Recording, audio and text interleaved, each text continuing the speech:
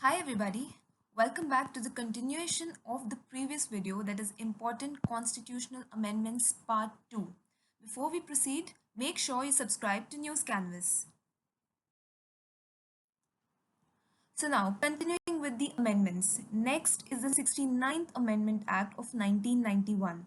Under this, Delhi was made the National Capital Region, or the NCR region that is known today, and it also made provision for Legislative Assembly and a Council of Ministers for this union territory. The next two amendments, that is the 73rd and the 74th Amendment Acts, are actually two of the most landmark amendments in our constitution. The 73rd Amendment was added under the Part 9 of the Constitution and titled as the Panchayats, and the 74th Amendment was added under the Part 9A of the Constitution and titled the Municipalities.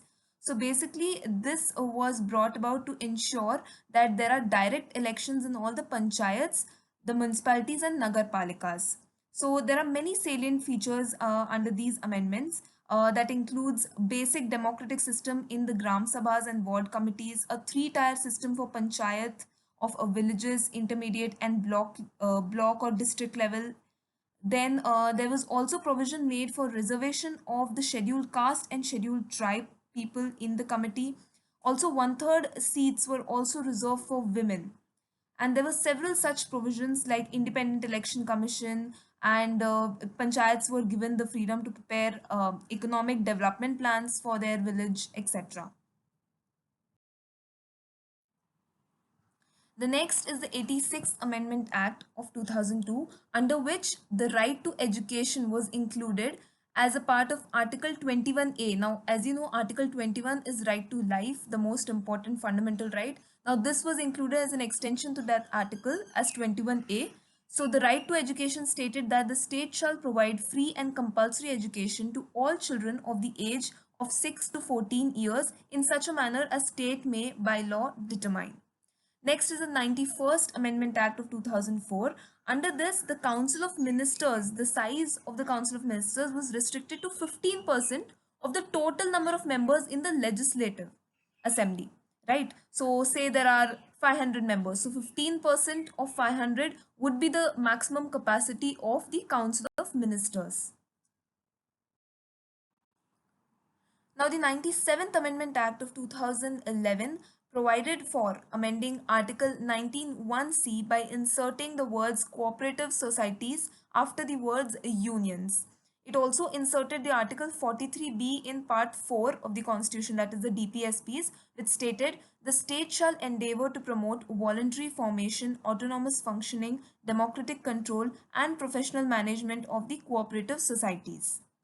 The next is the 99th Amendment Act of 2014. Under this, it provided for the formation of the National Judicial Appointments Commission.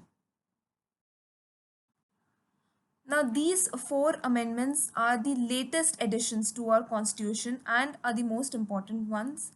The 101th Amendment, 101th Amendment, which was introduced in 2017, introduced the GST, that is the Goods and Services Tax in our country.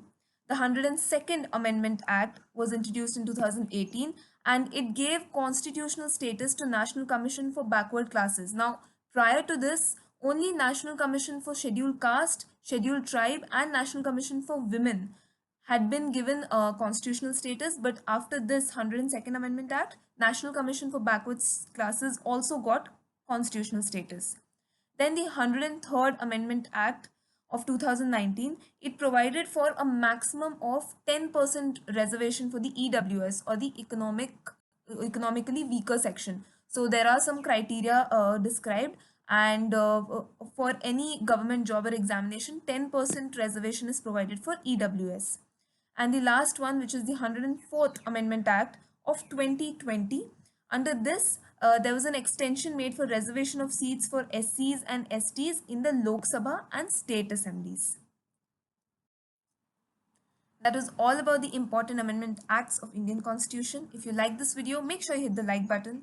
Follow News Canvas on Facebook and Instagram. Thank you and have a great day.